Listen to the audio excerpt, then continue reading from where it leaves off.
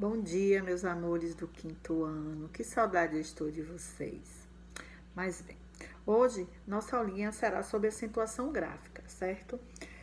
Na palavra acentuada, vocês sabem que a sílaba com acento, pode ser o acento agudo ou circunflexo, eu tenho a minha sílaba tônica, certo? Vocês sabem que o acento agudo é aquele que eu tenho que me dá um som aberto, certo? E o acento circunflexo é aquele que me dá um som fechado, certo? Não esqueçam disso.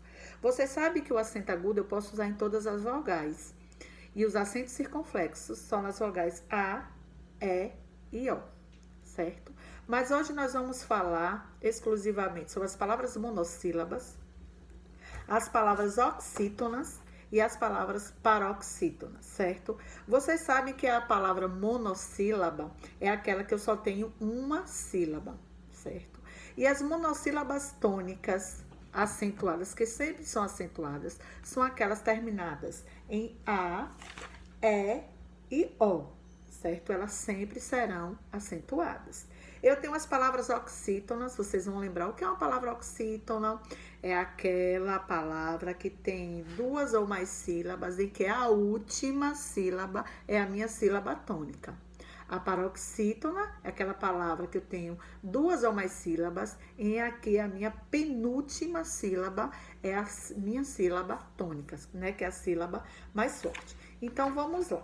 Certo? Eu tenho algumas regrinhas que vocês podem estar até acompanhando na gramática de vocês, na página 72, que eu tenho um quadro e aí que fala sobre as regras da acentuação gráfica, certo? A primeira regra: acentua-se as palavras monossílabas tônicas terminadas em A, E e O, certo? Seguidas ou não de S, certo? Exemplo: pá, pó, fé, chá, todas essas palavras são monossílabas tônicas e são acentuadas, certo? E eu também tenho os ditongos abertos, que é com um acento que agudo, terminados em ei, el, oi, certo? Aí eu tenho uns exemplos: céu, véu, dói. Todas essas podem ser ou não acompanhadas do S, certo? A regra número 2 são agora para as palavras oxítonas. Oxítonas é a que eu tenho a última sílaba mais forte, certo? Mas que nesse caso será acentuadas. Aí eu tenho as palavrinhas terminadas em A, E e O, seguidas ou não de S. Eu tenho os ditongos abertos com E, eu e oi, seguido ou não de S. E as palavras terminadas em e ens. Aí eu tenho os exemplos: sofá, café, avô, certo?